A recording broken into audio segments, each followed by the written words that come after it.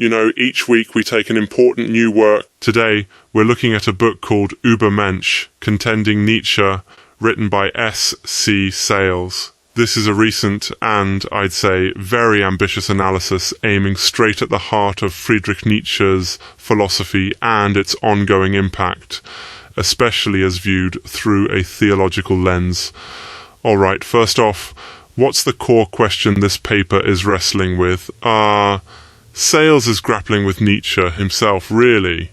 The big question, if Nietzsche's ideas, things like the death of God, the will to power, master and slave morality, the Übermensch and eternal recurrence, form a kind of radical break in modern thought, how should we understand them? And not just understand them, but actually put them to the test. Is there a deeper way to critique or even answer Nietzsche, especially from a theological or metaphysical perspective? It's a huge question because, well, Nietzsche's name keeps popping up wherever people talk about the meaning crisis, loss of faith, or the very future of culture. If you've ever wondered about the source of phrases like God is dead, or seen references to nihilism in movies or books, this is the thinker at the root.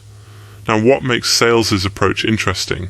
He doesn't just write about Nietzsche, you know. He tries to actually engage with him almost like he's sitting across the table, face to face.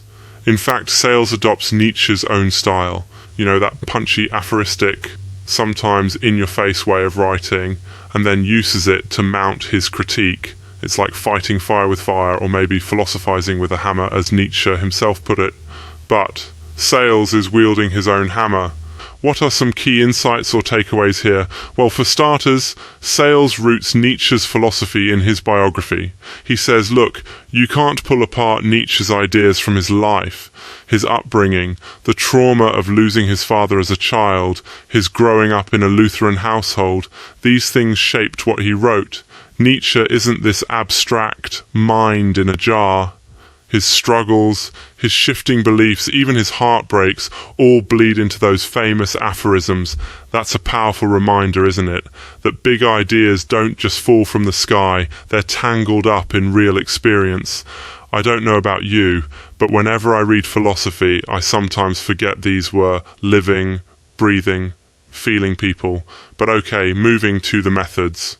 Sayles wants to contend, not just comment. The book pits Nietzsche's claims against theological ideas directly, so you've got that iconic God is dead moment, Sayles says. Let's put it side by side with the Christian belief in Christ's resurrection. It's not a neutral comparison, it's more like two gongs sounding at once and letting us as readers weigh the difference. He then brings in something called the logos-centered metaphysic, which, sounds intimidating, but basically Sayles is challenging Nietzsche's idea of existence as disorderly flux and substituting a vision of reality as something ordered, authored and meaningful. He gets technical here, talking about concepts like the information field, the second Shemay, and, the hieroglyphic stream of conscious perception. Wild stuff. Not everyone will buy it, but you get a sense of how deep this debate about reality can go. Sayles also tackles Nietzsche's will to power and all those famous distinctions, master-slave morality, the Übermensch, the eternal recurrence. One argument is that for Nietzsche, power is basically what drives everything. Truth, morality, even beauty, all serve this will to power. Sayles pits that against the theological idea of sovereignty, not power as sheer domination, but as purposeful, wise, merciful governance, and there are strong contrasts throughout. For instance, the Übermensch or Overman is Nietzsche's answer to the loss of transcendent meaning. But Sayles frames the Übermensch as almost a parody of Christ, offering transformation but no redemption. There's this recurrent theme. Nietzsche gives us a heroic alternative, but when pushed, it doesn't really answer that deeper ache. The paper also looks at how Nietzsche's legacy ripples into existentialism, deconstruction, and, even some misuses by politics. Sayles just warns that Nietzsche's ideas can be powerful but risky, especially when untethered from moral responsibility. At the end of the day, what does all this mean for you, the listener?